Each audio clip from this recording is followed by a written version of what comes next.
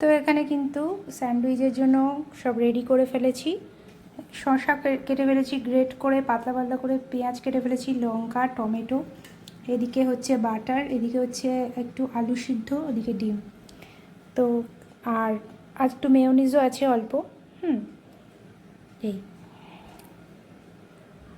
তো কীভাবে গ্রেটটা করলাম শসাটা, এইভাবে দেখুন বন্ধুরা, এই যে এইটা দিয়ে করেছি, এটা দিয়ে গ্রেট করেছি। এরকম যদি থাকে আপনাদের কাছে এরকমভাবে করে নেবেন, দারুণ হবে।